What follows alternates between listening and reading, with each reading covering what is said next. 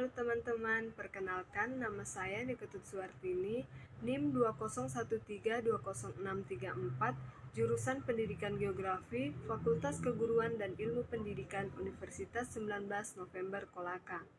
Baik, di sini saya akan membuat video pembelajaran mengenai materi geografi pesisir. Mungkin banyak dari teman-teman yang belum mengetahui perbedaan antara pesisir, laut, dan pantai. Untuk lebih jelasnya, kita simak penjelasan berikut ini. Geografi pesisir oleh Niketut Suwartini. Di sini saya akan membahas mengenai pesisir hingga pantai. Yang pertama, pengertian pesisir. Yang kedua, pulau kecil. Dan yang ketiga, perairan pesisir. Pesisir adalah daerah peralihan antara ekosistem darat dan laut yang dipengaruhi oleh perubahan di darat dan laut. Pulau kecil adalah pulau dengan luas lebih kecil atau sama dengan 2000 km persegi beserta kesatuan ekosistemnya. Perairan pesisir adalah laut yang berbatasan dengan daratan meliputi perairan sejauh 12 mil. Laut diukur dari garis pantai. Perairan yang menghubungkan pantai dan pulau, estuari teluk, perairan dangkal, rawa payau, dan laguna. Mengapa pesisir perlu dikelola? Di sini ada dua perspektif. Yang pertama, potensi bahaya, dan yang kedua, potensi sumber daya. Potensi bahaya. Bahaya adalah suatu kejadian yang mempunyai potensi untuk menyebabkan terjadinya kecelakaan, cedera, hilangnya nyawa, atau hilangnya harta benda. Bencana bisa dikatakan bahaya apabila menimbulkan korban atau kerugian material. Cek fakta. Dari 41 kota pesisir di Indonesia, terdapat 32 kota yang rawan terhadap banjir, 29 kota yang rawan terhadap tsunami, dan 15 kota yang rawan terhadap gelombang pasang. Potensi sumber daya pesisir. Yang pertama, sumber daya hayati, yang kedua, sumber daya non-hayati, yang ketiga, sumber daya buatan, dan yang keempat, jasa-jasa lingkungan.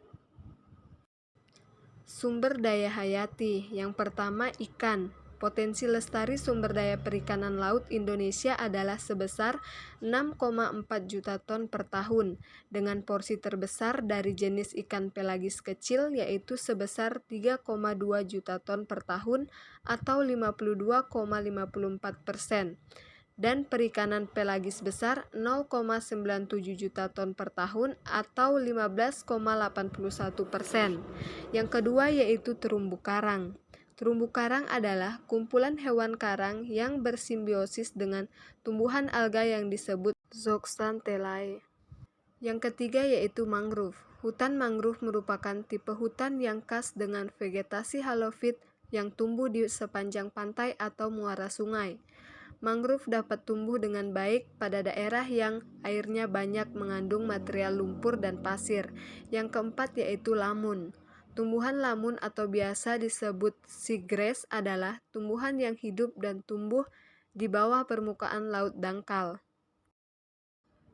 Selanjutnya yaitu sumber daya non-hayati. Yang pertama pasir laut, yang kedua deep sea water, yang ketiga mineral, yang keempat migas, yang kelima arus laut dan gelombang.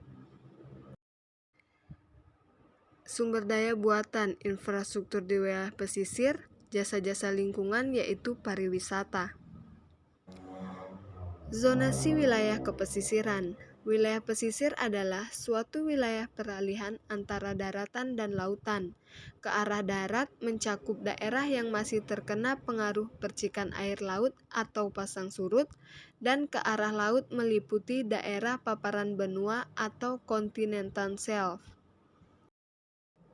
Daerah pertemuan antara daratan dan laut ke arah daratan meliputi bagian daratan, baik kering maupun terendam, air yang masih terpengaruh sifat-sifat laut seperti surut, angin laut, dan perembesan air asin. Sedangkan ke arah laut mencakup bagian laut yang masih dipengaruhi oleh proses-proses alami yang terjadi di daratan seperti sedimentasi dan aliran air tawar, maupun yang disebabkan oleh kegiatan manusia seperti penggundulan hutan dan pencemaran. Seluruh daerah perairan terbuka disebut zona pelagik dan seluruh daerah dasar laut dan lautan disebut zona bentik. Secara horizontal, zona pesisir atau neritik yang meliputi massa air di atas paparan benua. Zona oseanik meliputi laut dan lautan bebas. Secara vertikal atau based on role of sun radiation. Zona fotik epipelagik yaitu bagian kolom laut yang masih mendapat penyinaran matahari kedalaman 50-150 meter. Daerah produktivitas primer laut dan lautan. Zona afotik yaitu bagian laut yang secara terus-menerus dalam keadaan gelap tidak mendapatkan cahaya matahari. Zonasi perairan laut dan lautan yang pertama mesopelagik yaitu zona teratas sampai kedalaman 700-1000 meter dengan suhu 10 derajat Celcius.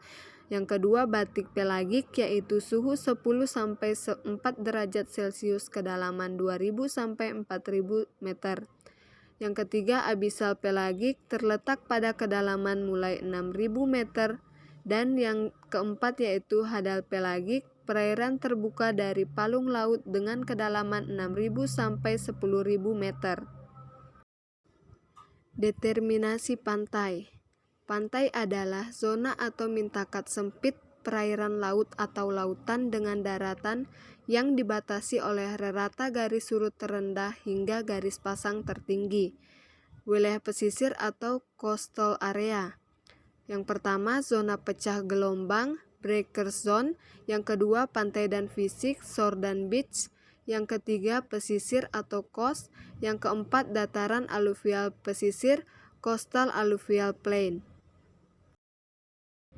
Klasifikasi pesisir, pesisir primer atau primary coast. Yang pertama, land erosion coast atau proses dominan erosi. Yang kedua, subaerial deposisi, proses dominan erosi. Yang ketiga, volcanic coast, proses dominan vulkanik. Yang keempat, structurally shaped coast, proses dominan struktural. Kemudian ada pesisir sekunder atau secondary coast. Yang pertama, marine deposition coast, proses dominan deposisi. Yang kedua, wave erosion coast, proses dominan erosi. Yang ketiga, coast bulk by organism, proses dominan aktivitas organisme. Tipologi pesisir primer. Yang pertama, land erosion coast adalah pesisir yang terbentuk dan berkembang akibat pengaruh dari erosi pada lahan-lahan bawah di daratan yang diikuti oleh proses inundasi atau penggenangan oleh laut. Yang kedua, subaerial deposition coast merupakan pesisir terbentuk atas akumulasi material-material sedimen sungai, glasial, angin, atau akibat longsor lahan ke arah laut secara langsung. Pada kategori ini terdapat pesisir yang merupakan proses pembentukan delta dan rataan pasang surut. Pesisir ini adalah dominan dikontrol oleh proses erosi. Yang ketiga yaitu volcanic coast adalah jenis pesisir yang terbentuk sebagai akibat proses vulkanik berupa pesisir aliran lava yang terdiri dari material piroklastik dan pesisir akibat letusan gunung api seperti kaldera. Proses dominannya adalah vulkanik. Yang keempat, structurally shaped coast yaitu pesisir yang terbentuk akibat proses patahan atau pelipatan atau intrusi batuan sedimen berupa kubah garam atau lumpur laut dangkal. Proses dominannya adalah struktural. Tipologi pesisir sekunder. Yang pertama, marine deposition coast adalah tipe pesisir yang terbentuk oleh deposisi material sedimen marine. Termasuk dalam kategori ini adalah pesisir berpenghalang atau barrier coast, seperti barrier Bekas, barrier island, barrier spit, and bays. Yang kedua, wave erosion coast secara genesa merupakan pesisir dengan garis pantai yang terbentuk oleh akibat aktivitas gelombang. Yang ketiga yaitu coast built by organisms, yaitu pesisir yang terbentuk akibat aktivitas hewan atau tumbuhan termasuk di dalamnya oleh alga dan oyster atau terumbu karang, dan padang lamun seagrass. Umumnya tipologi ini dijumpai pada Indonesia Tengah hingga Timur. Ekosistem mangrove yang pertama menahan sumber makanan, yang kedua menambah dan mengurangi air tanah, yang ketiga pengatur sedimentasi, yang keempat berfungsi sebagai external support, yang kelima perlindungan terhadap badai angin kencang, yang keenam memelihara kualitas air, yang ketujuh perlindungan daerah pantai melalui penyerapan energi gelombang dan mengurangi kecepatan air laut, dan yang kedelapan stabilitas iklim makro.